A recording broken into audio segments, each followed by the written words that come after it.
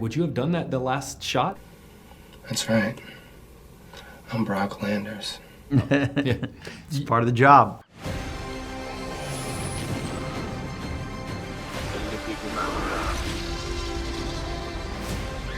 Where we're going, we don't need roads.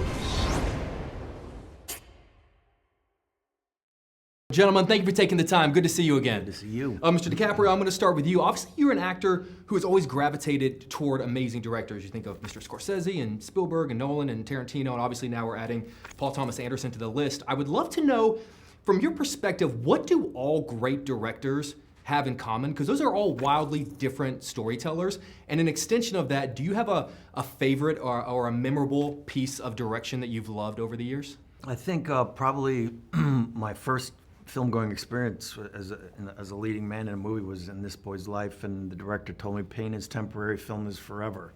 When you first arrive on that film set, it's just it's a whole different ecosystem and environment where I got to watch Robert De Niro perform in front of me. You just learn so much. But as far as being able to work with these directors, look, it's pretty simple. I looked at, being able to work as an actor is like winning the lottery. I think Benicio can say the same. You get these opportunities and you go, okay, for me it's gonna be a marathon. It's not gonna be a sprint. And hopefully along the way you have hits and misses. People connect with certain movies or they don't, but you at least try to achieve something artistic in the process. And it's a director's medium at the end of the day. We're seeing and immersing ourselves in these storylines through their landscape, their eye. And that's why, being able to work with directors like Paul and the people that you mentioned are so absolutely important to me, because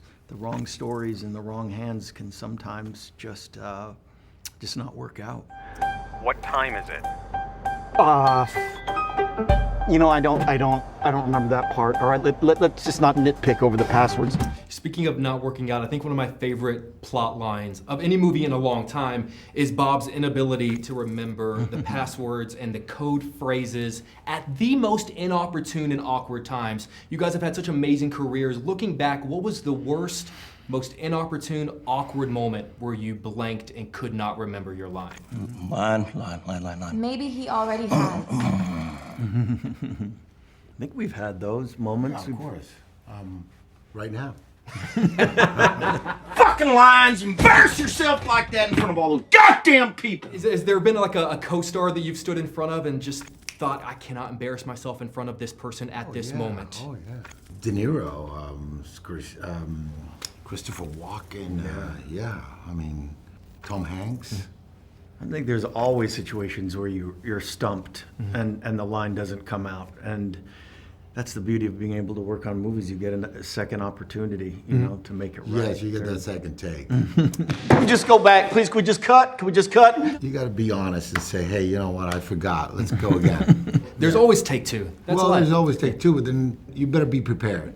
You can't just show up with not knowing it. Fair enough. You got to be prepared.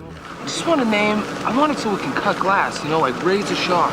Razor Sharp, right? Dirk Diggler. Mr. DiCaprio, you've mentioned passing on Boogie Nights because of your commitment to Titanic being one of your big career regrets. And I'm always curious when an actor wants to take a role but they can't, how much you start thinking about, well, how I would have played that part. Like, how far did you get into how you would have played Dirk Diggler? Did you get that far at all? No, I didn't get that far, and I say it just in the sense that it was such a cultural moment for my generation. That film, making a film about the porno industry in the Valley, but it was almost like Raging Bull in a lot of respects. I mean, it was a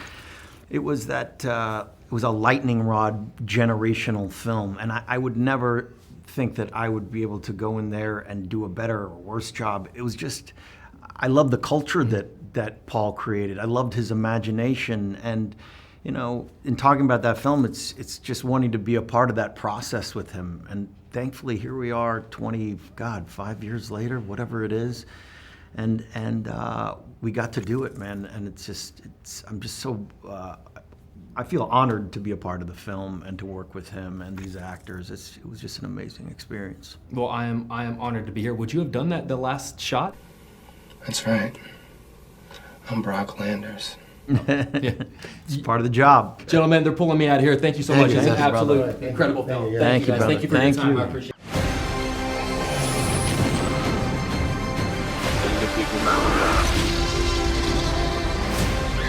Where we're going, we don't need roads.